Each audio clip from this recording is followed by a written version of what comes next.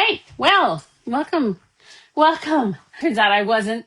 So we're going to just kind of cobble along here. We are making a hibachi stir fry, shrimp and vegetable stir fry. It's one of my favorite recipes. Probably going to have to go on and off camera here and there because I got home and it's like really humid up here and I have no good way of getting an airflow. Although, you know what I do? I'm going to go turn on my fan in the other room so if I can get some air going through here because I'm just like, whoo. It's very warm. So, and then I have to make mayonnaise, which I hadn't planned on making. I thought we had some. So we're going to start with that and we're just going to take this as it comes. And we've got the salt, we've got the lemon, we've got the Dijon, and we have the egg. It's 5 ingredients. If you're not new to this, I use for cooking. Not for salads. For salads, I buy Evo. But for cooking, I use low-grade olive oil. This is Costco brand, but you can get it at Sam's Club. You can probably get it at Wegmans. Oh, in fact, I'm sure you can. You can get it at Wegmans. And the reason it's good for cooking is because it has a very low heat, has a very high heat point. So a good refined olive oil, a good Evo, has a very low heat point, which is why it smokes when you use it to stir fry. So you want a low-grade olive oil, and all that means is it's still just as pure. Virgin means it's from the first press of the olives. The lower grade it's the third or fourth or fifth press of the olives, so it's just not as intense. So it doesn't have the intense flavor. It also has a higher heat point, but it still has I just tried to do that wrong again. It still has all the really good health qualities of your typical Evo. Okay, hey Google, set a timer. Hey Google, set a timer for 60 seconds. So we want to hold this still for about 30 seconds, which for me is the hardest part because my thumb is like ready to give up. And honestly, it would probably be easier if I turned this around and you actually was using my thumb to hold it. So we hold it still for about 30 seconds. And my finger's like, yeah, we're turning it around. Okay. And then we start doing the up and down. And I don't know if you can see from there, but it's starting to emulsify very nicely. So it has to do with the way the blades are shaped. I asked my husband about this in those 7 minutes that we had. I asked him, I was like, why will it work in a blender or with an immersion blender like this, but it won't work in a food processor? And he said, food processor blades are designed to cut, whereas these blades are designed to whip. Hey, Google, stop. Hey, Google, stop. All right. And just like that, we have homemade mayonnaise. So it's really quite easy with an immersion blender. And I like to make it right in a wide mouth jar because then I can just put it right in the fridge in the jar. Saves me time. Saves me dishes. Right now we need a 1/4 cup for our yum yum sauce. All right, I think we can almost get cooking here. So we also are going to make some rice in the multi-cooker. And boy, if anybody is watching, I'm not seeing you. So the comments are going to be hysterical. I know it. Very best, most haphazard, upside down ever live cooking demo. So I am making a very simple rice. I'm going to let the flavors of the shrimp and everything kind of take over this recipe, this dish. But if I were making this just like to serve with dinner as a side, much like you would mashed potatoes, I would do this a little bit differently. I would actually add some oil.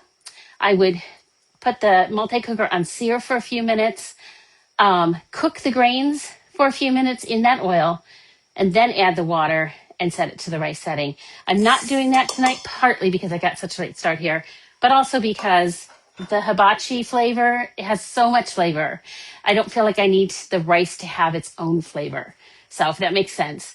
Now, leftovers I'm going to want to have flavor. So those, when to use the leftovers, I might pan fry the leftovers with a little sesame oil or something in the next day or two, just to kind of, again, give the rice some flavor.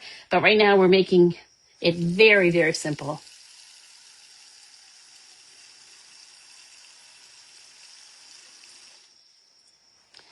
So just like on the stove top, we've got a cup of rice, 2 cups of water. We're putting it in the multi-cooker, setting it to rice, and put the lid on and press start. Now, the rice takes 4 minutes to cook, but it takes a good 10 to 15 minutes to come up to pressure. So don't be surprised or like just caught off guard. Just because it says 4 minutes doesn't mean you will have it done in 4 minutes. It takes 4 minutes to cook, but it takes 10 to 15 to come up to pressure. And I've had more than one person find that very annoying and call me and say, I don't understand what's wrong with this. Well, it has to come up to pressure, and that can take 10 to 15 minutes. And of course, the bigger hurry you are in, the longer that seems to be. I actually made somebody time it once. I was like, well, just next time, actually time it, because it should be 10 to 15 minutes. And, she texted me back. She goes, yeah, it was like 10 and a half minutes. It really wasn't as long as she thought it was. So just bear that in mind. All right. Let's make some yum sauce, and then we're going to prep things for our stir fry. We need a 1/4 cup of this mayo that we just made. I've been mentioning this all month, and I'm going to remind you again that our little white scrapers are all going away. Oops, I didn't put them back in there, did I?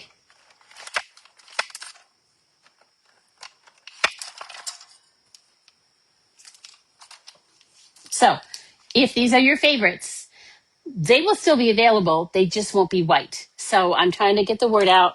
If you like the white ones and you want to stock up on them, you want to do that by the end of the month, which is in just a few days.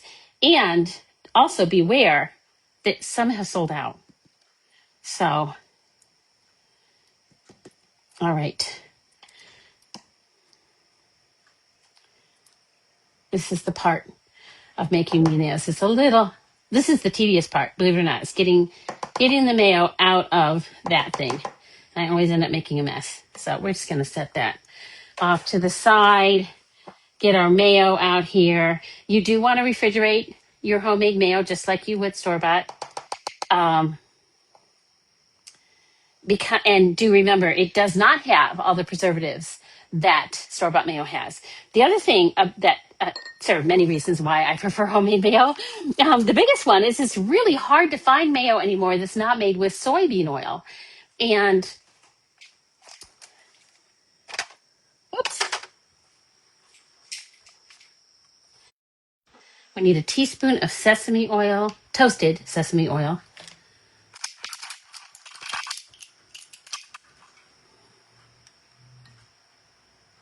This gives such delicious flavor. Just a teaspoon, and it adds this incredible flavor. Determined to get Dijon mustard on everything today.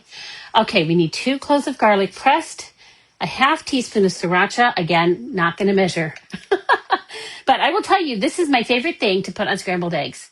If you eat a lot of eggs and you're looking for a way to just kind of jazz them up a little bit without, totally going overboard, a drizzle of sriracha on scrambled eggs is magic. Magic. So I was doing actually a live party on Monday night. It was so fun.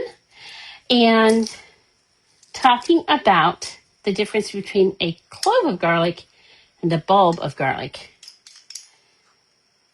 So just to go over that again, this is a bulb, and it's what pops off. I'm sorry, this is a clove.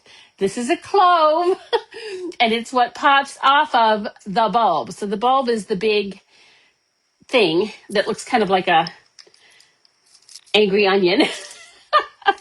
And you pop off the cloves, and if your recipe calls for 2 cloves, it means 2 of the little things that pop off, not 2 bulbs. All right.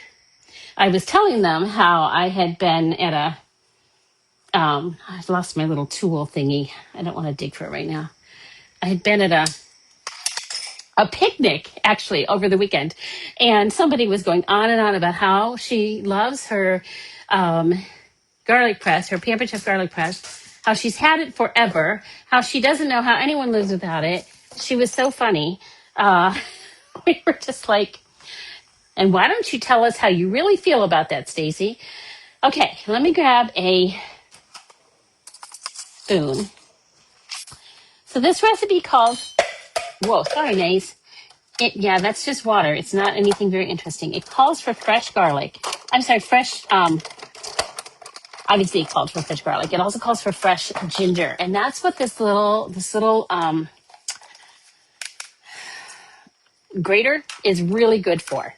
So to get the skin off, which by the way, you don't actually even have to peel it if you don't want to. But if you want to take the skin off, it's easiest just to use a spoon and kind of scrape the spin. This only requires literally a 1/4 cup for this, and then, I'm sorry, 1/4 teaspoon, and then a 1/4 teaspoon for the stir fry. So we are doing, I'm just peeling a little bit here.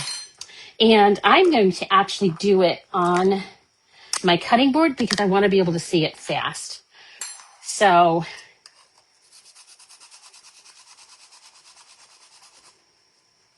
there it is. And I don't know if you can see that there's we call it the windshield wiper. It'll actually wipe it off for you and collect it. And so we're going to put that little bit in the sauce, and then we're going to use it again with the actually it's not stir fry, it's grilling. All right, and then we're going to stick this in the fridge to chill. This is called Yum Yum sauce. I have no idea why. If you would like to Google and tell us in the comments why it's called Yum Yum sauce, I would be delighted to share that. When we're going to get our veggies prepped, and then we are going to move over to the stove. All right, this is uncooked shrimp. This is colossal size, which is pretty much the size you would get for a shrimp cocktail. It's what we had in our freezer, so it's what I'm using tonight. I do actually like cooking with it because it is a little easier for me to judge when it's done. But the recipe calls for smaller. So, just know that this is big. You get to use whatever size you want. All right, let me get this out of the way.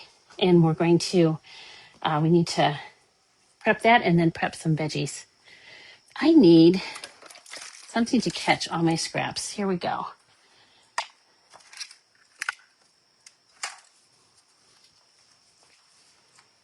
I did not have my little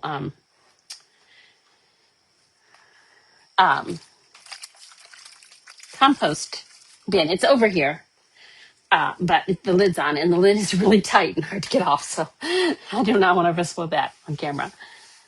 So much not fun. All right.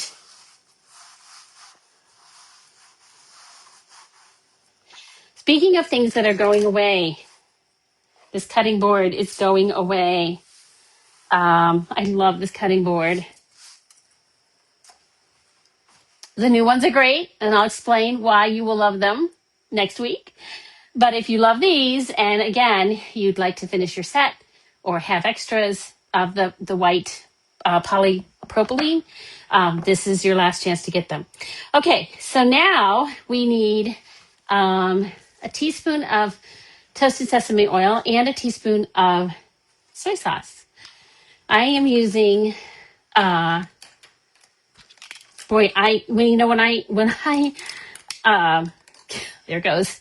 When I go to edit these, I realize how often I say and so I gotta get better at that. We need a teaspoon of I'm using coconut aminos instead of soy sauce. You heard me talk about soy a minute ago. So that is an option. And then our sesame oil. You didn't see what I just about did there. You didn't see that, right? We're just drizzling this over the shrimp, and then we're going to toss it all together. We need a little more ginger. Like more cowboy. More ginger. So I'm going to just do this kind of freestanding here because it's very lightweight. Yeah, pretty easy.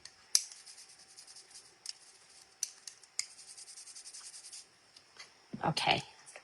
Now, the rest of my ginger, I am going to be really good and this week, and I don't know why I'm using my fingers. This is the job for a scraper. I'm going to be really good this week and make lemon ginger water, but I'm probably going to cut it into chunks and throw the chunks in the freezer, and that will help them stay fresh longer. All right, tell me I'm done with the ginger now that I threw that in the sink. Yes, I am. Yay.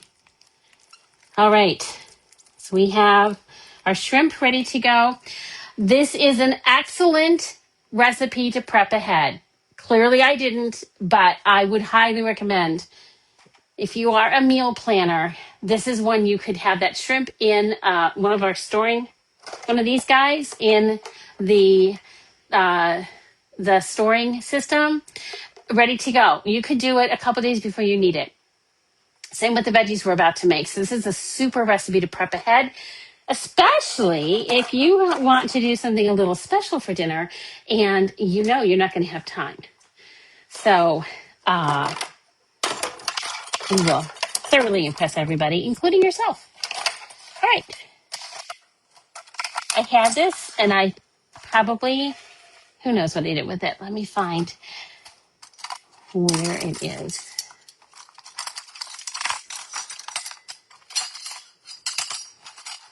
Not finding it.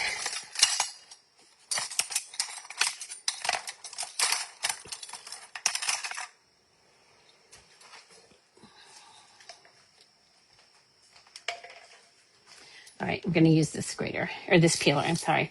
My daughter was up last week, and we totally redid the kitchen. Well, we got started on it, I should say. We didn't get it completely done. We did a lot. We went through every cupboard and decided if it was not something I use at least once a month, ideally at least once a week, it needs to be stored somewhere else because my kitchen's small. We got rid of so many things and we reorganized and got so good, but I'm still trying to remember where we put things. All right, now this we're going to put into our rapid prep because I want really thin carrot slices. And again, this could very easily be done ahead of time and stored in your fridge until the day you want it. Just, 2 to 3 days ahead. I wouldn't leave it for a week.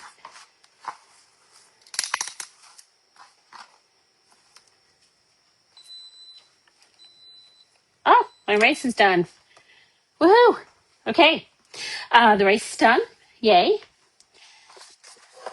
I think the thing about this kind of recipe is it's prep, but then once it's done, once your prep is done, it comes together so fast. So I'm going to press you with all of that here in just a few minutes. I'm going to put our rapid prep. So we have a deal with the rapid prep machine, mandolin right now. You can pay full price for it, or you can become a Pampered Chef consultant like me. You can run your business however you want because it's your business. You can do live shows. You can only work from your own kitchen. You can just do it all on your phone. It's so versatile. And in fact, I'm having a little get together at 8:30 where you can find out more. And anyway, this month you can start for just $30 and they will give you this rapid prep mandolin in your kit. And here's basically your commitment. We ask that you try it out for a couple months, minimum of 30 days. Ideally, I'd like to have you give it a good 90 days to see if you like it. And then if you don't, if it's not your jam, it's okay. You can just walk away, keep your mandolin, keep anything else you might have earned. I want these really thin, so I've set it to a real thin slice. And you're going to see that here in just a minute. And apparently I didn't turn that off like I thought I did. Oh, I didn't. I went the wrong way. We have little carrot matchsticks. Okay, here's our slices. Here we go. Look at that. Thin carrot slices, no fingers near the blade. $30 through the end of the month. You can give the business a try. Heading into harvest season, holidays, it's such a great time of the year. There's seriously no bad time. I started my business in January, but September's, end of August and into September, fantastic time, my friend. And you're going to get this in your kit. You'll get 90 days. You'll get personal coaching from me. You'll get training from our home office. You get to join our fantastic team and give it a try. And what I was going to say before I messed up the carrots, my favorite comparison is to think about when your child came to you and said they want to try the clarinet, or they want to play soccer, or they want to take dance lessons. And you may have thought, I don't know how this is going to go. But you probably said something along the lines of, you know what? Okay, let's try it out for a few months and see what you think. And they either stuck with it or they didn't. Or maybe they did it for a short while and then they moved us on to something else, but they learned lessons while they were there, right? You certainly didn't say to them, I don't know if it'll be worth the $30. No. No, in fact, you probably paid a lot more than that, right? Like, I remember it was $30 a month for a clarinet a long time ago. And you encouraged them to try it for a few months to see if they liked it. And if they liked it, great, you kept going. And if they didn't like it, you stopped and it was fine. Give yourself the same permission to try something new. I promise you, you don't have to be pushy salesperson. You don't have to start, bugging all your friends. In fact, I will tell you not to do that. You can try it. You can see if you like it. And if you do, you keep going. And if you don't, you'll have earned a couple $100. You'll have a really, awesome tool for your $30. And you can just move on with your life. And I promise you, I will be just so glad that you gave it a try. So I want to give you to give yourself permission to try. I'm going to cut up an onion and we're going to get cooking. Okay. We are so close, friends. We are so close. We need some broccoli, which is already over here ready. We're going to cut up our onion.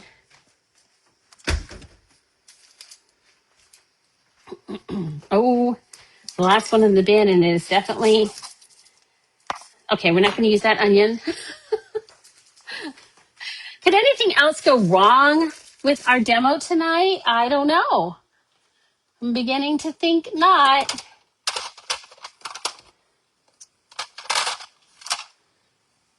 Thankfully, I have 2 halves in my fridge ready to go. So for this kind of recipe, I like to, it's just a little soft. I like to cut them lengthwise, but you can do rings. It is so completely up to you. I prefer to do this so they look like this, but that's just me. So you could even chop them. You get to do it. You could leave the onions out if you don't like onions. I have one of my food pantry people, or my food bank, one of my delivery families. She does not like onions. I mean, I've learned I don't even offer them to her. If there's onions like there were today, I just leave them in the car and give them to somebody else who will use them because she really hates onions. It's so funny. I love onions. It's hard for me to imagine not liking onions. But you can not like onions and leave them out and you will still have a delicious recipe here. All right, so this has taken so much longer than it should have because of my faux pas with the mayonnaise. But we are ready to get cooking. So we're going to move over to the stove here. And I am going to change this up. Because this is supposed to be like a stir fry. I'm sorry, not a stir fry, a grill. And because it was written for our grill pan, grill pan. It was written for our electric grill and griddle set that we no longer carry. So I don't want to show you something that you can't get. So I'm going to actually do it in my favorite pan. And we're going to do it more as a stir fry. So I'm moving you over here. Get some more lighting going. Maybe. Oh, I forgot. No, that's just going to have to be enough light. I was going to use the cast iron. The problem with this is that the grill is really deep on this. So it's great for steak, but not so much for shrimp, which are really delicate. So we're going to just do it like a stir fry. Easy peasy lemon squeezy. All right, so we're going to turn the burner on. Hopefully it's light now. This burner hates me. There we go. It hates me because I complain all the time about how much my husband uses it. All right, calls for a tablespoon of oil. We're going to pour that on. I want to tell you, last night I was actually stir frying, or I was frying up some leftover grits. We have a new grits mix that's coming out that I am really already in love with. And I was frying them up for dinner. I had leftovers and using a different stainless steel pan, and I didn't put enough oil in. So they stuck. And I wish I'd had my camera going when I actually washed that pan last night, because they were stuck. It was stuck to the pan. And I just used my Dawn and a scrub brush, just a, kitchen, the one we sell. And it came right off. Good stainless is not hard to clean. It is actually very easy to clean. And I could have put that pan in the dishwasher with the food stuck on it, and it would have come out clean. I just didn't want to put it in my dishwasher because it's big. So I'm just telling you. Whoa. Stainless cookware gets a bad rap. And it's deservedly so. Old stainless cookware, stuff I grew up on, it's horrible to cook on. But good stainless cookware, like this, that has a full aluminum core, even up the sides. A lot of the like they're called tri-ply or triple core, or triple ply, I'm sorry, stainless, they have stainless on the bottom, but it doesn't go up the sides. Ours goes all the way up to the rim of the pan.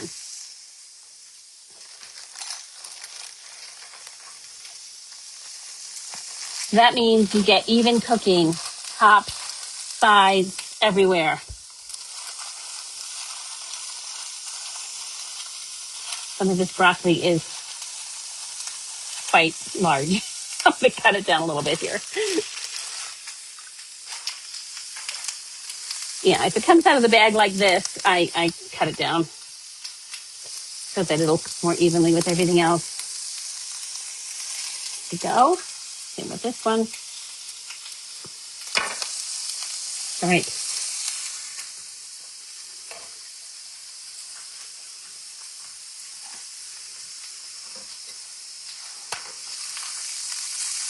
Now, because we're not grilling it, we're going to use the recipe slightly differently. But what I do want to do is get this tossed in here well. We are going to sprinkle it with some salt and throw some broccoli on the floor for the dog. It totally hit her on the head. We are going to use some salt for about 1/8 of a teaspoon, so not very much. I love these new salt shakers. And starting on September 1st, we have a baby set. They're so cute. So let me show you. So this is the electric ones. These are the ones that'll stay by your stovetop. The little baby ones will go on your table. I'm really excited about this because putting them on the table, like in another room, and then like I go to cook the next day and I'm like, where's the salt and pepper? It'll be good to have its own little place. All right, so we're letting this set. What you can do, it won't have grill marks, but you can let it get char marks by having it on a good medium-high heat and letting it sit, resisting the urge to keep stirring it. Let it sit for a minute or two, and it'll get some char marks on it. Now, you don't want it to burn, but you do want it to, it'll get those brown marks on it, which gives you similar flavor to grilling, which is delicious. So that's easy enough to do. So I'm going to let it sit for a minute, and I'm going to check the recipe that I am once again overriding. We are going to do these little stir. Oh yeah, we're getting those good brown marks. Yum. And we're going to kind of put them over to the side because we want to put our shrimp right in the middle. I'm going to turn the heat down a little bit. We're going to put our shrimp in the middle. And the secret to cooking shrimp is to watch it like a hawk. It doesn't take very long. So, truth be told, and I have made this recipe once before. It was a while ago. And I think I shared then, and I'll share again. I'm not a huge fan of cooked shrimp. I love a good shrimp cocktail, but I would order shrimp at restaurants here and there over the years, and I just didn't like it. It was chewy and gummy and you know. And then I made this recipe the first time, and my husband explained to me that the secret is don't overcook the shrimp. And if you watch it and you turn the heat off as soon as it's done, it tastes amazing. It tastes amazing. So I'm just telling you that right now, that if you've cooked shrimp, or if you've ordered shrimp at a restaurant and not been happy with it, try cooking it at home and you might be very pleasantly surprised. My husband, he's the deal king. Being in the food service industry, he hates paying full price for anything in the grocery store because he knows what he can get it for through a purveyor. Only we're normal human beings in this house. We can't order from purveyors, right? And so if he gets a good deal, he stocks up. And right now I have several bags of this in the outdoor freezer because apparently Walmart had a sale. So Walmart actually has pretty good deals on shrimp every now and again. And he likes to keep it on hand because he knows shrimp cocktail is one of my favorite little snacks to have. And it's high protein. Woo! Low carb. Yay! So I won't say it's better than ice cream, but you know. So we're going to let it go for about 2 minutes on either side. And I'm going to show you here. It's starting to pink up, which means it's getting done. I do love using these really skinny tongs. I don't know if you can see these. And these might be going away. They might be one of the products that's leaving. So if you've had your eye on them, you might need to grab them soon. You should have received an email from me if you have ever ordered from me in the past. With the St. Jude's fundraiser, I rebooted last night. That's going to go through Monday. So that would be a great place to order them. And 30% of your purchase price goes to St. Jude Hospital.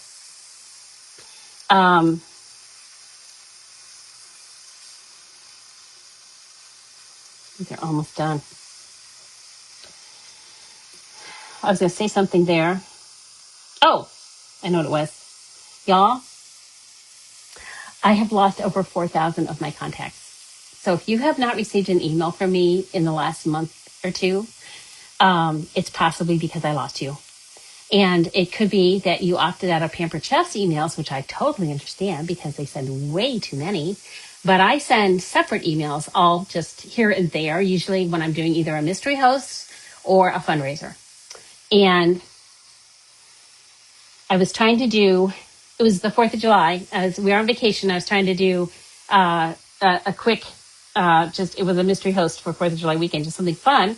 And it quite by accident deleted 4,000 of you guys. And I don't know who I deleted. I don't know who I've lost until I go to look for them for something else and they're no longer in my system. And I'm heartsick about it. And I have been on the phone with our home office a couple of times, including last night, saying, there's got to be a way to find those contacts and restore them. And they're saying no. But it's because our contact system is not what I would call stellar. Hold on a moment.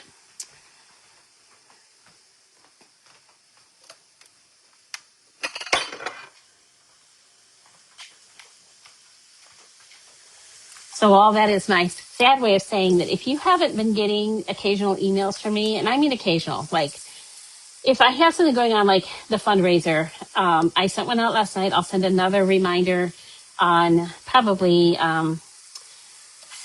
Saturday, maybe Sunday, probably Sunday afternoon, and then again on Monday, and just like that, don't forget. And then that literally is the last email I will send for weeks. Um, so you're not going to start getting tons of emails from me, but you will get the important ones. Okay. And if you do feel even the important ones are more than you like, you can opt out. I promise I won't cry too much. But just let me know. Send me a DM and let me know, hey, I'm not getting the info. And then we'll see if we can't get that figured out. All right. I am a little bothered by the fact that I let this get stuck on the bottom, and it looks really good, and I don't want to waste it. So here's what we're going to do, because this is done. They are in that perfect crisp tender stage. So we're fine.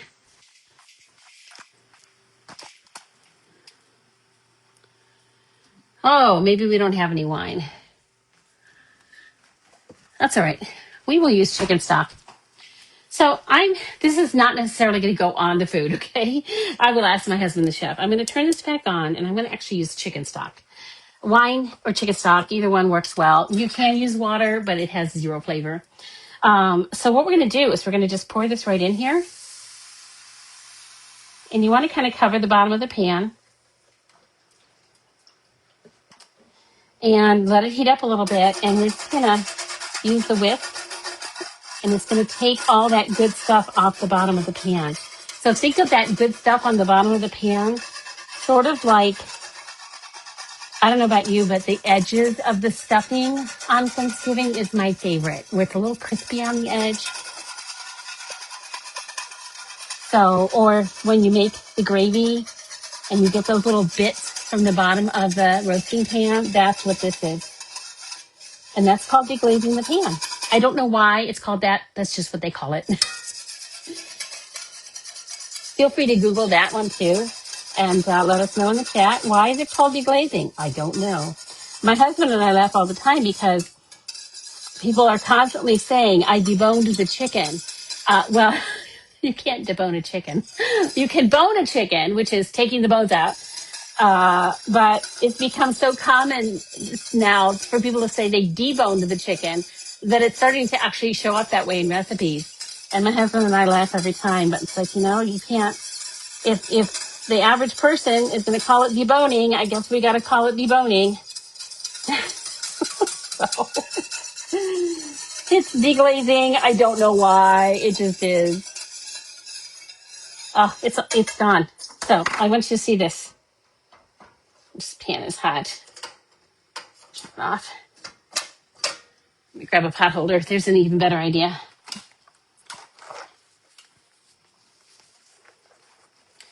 I want you to see how that came right off the bottom of the pan. Look at that. Ready to wash. Now, I don't know what I'm going to do with that. I might just throw it in with the rice. Hey, that's actually a really great idea. Throw it in with the rice, add all that flavor, and then serve it. I think that's what I'll do, but I'm going to ask the chef first. Anyway, I hope you found this particular a little insane version of Cooking It with Mary Beth on Thursday night helpful. I hope you learned something new. I hope you're having a great Thursday. And if you came out at the end, or you skipped to the end because you're like, oh my gosh, is she ever going to stop talking? I will significantly reduce this into YouTube and put it on my channel tomorrow. And you can watch a much shorter version of it. All right. Well, thanks again for joining me. Next week, we will start with new fall recipes. I already have the recipe picked out. It's going to be so good. I can't wait to share it with you. I'll see you then. Good night.